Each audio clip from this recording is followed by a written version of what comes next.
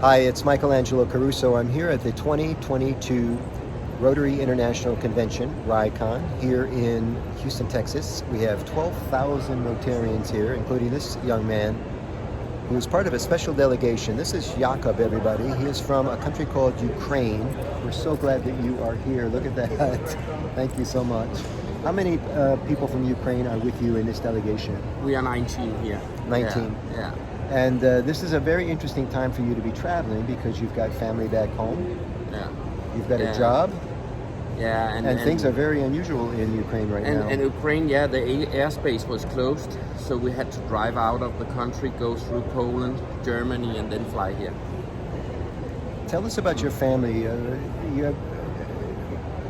First of all, who do you live with? What is your situation? I live with my wife in Ukraine. She have her mother and grandmother. We are the only family. All the other part of the family have left the country. Grandmother is 80. She needs medication, and she don't want to leave the country. Okay. The Russians have moved her before, and they are not going to do it again. In her mind, you're not going to move her again. Yeah. So even we said we can easily go to Poland. She don't want to move. She said, move Jakob, take Maria. But we said as long as you're here, we're here to support you. Yeah. Now you're in the west of the Ukraine near the Polish border. Yeah. And although you haven't been under direct attack, it's almost like you are because the alarms are going off. You were telling me that the alarm goes off in the middle of the night. The entire family has to move to the basement. Yeah. And are you in a house? Where are you? In an apartment. Okay. And then we moved to the parking underground, and then sit in the car during the night. And it was in February. It was 5 degrees in this basement. So it was 2 o'clock at night. Yeah. You don't take the elevator. You run down the stairs.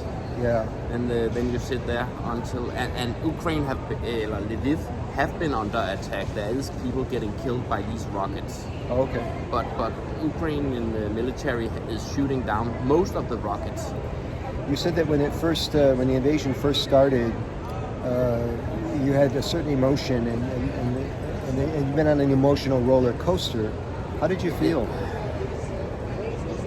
First of all, shocked. In the West, we said it is not going to happen because it will be insane if Putin attacks. Why should he do this? So first of all, we couldn't believe it. It was really this morning I heard this. Everything I thought about was changed. Then of course was shocked. What about our life there? Yeah. And what it was there was only talk and talk from politicians. Right. There was no action. I was sad, I was angry, I cried most of the time. The Ukrainian I talked about said where is help? Where is this coming? They feel alone here. So this anger, and I was writing politicians, come on, but then after the weekend and during the next week, there began to come support, come sanctions, right. And it meant a lot with this. We are not alone here. When you have trouble and there's something that they're thinking about, you caring about, it means a lot. Yes. This, and when weapon began to come, it was God bless. This was amazing. We are so behind you, and we realize it must be very frustrating, but this is a very unusual situation. Much of the world is behind you, and we're just hopeful that it doesn't go on much longer. It can take last week I talked with some of my good friends there, and they said we are sad because we can see that it is not ending in 3 months. Ukrainians have been fighting so hard. They are optimistic. They are just looking to kick out the Russians. They need a weapon, modern weapon. They are willing to lose lives, but they still need the support.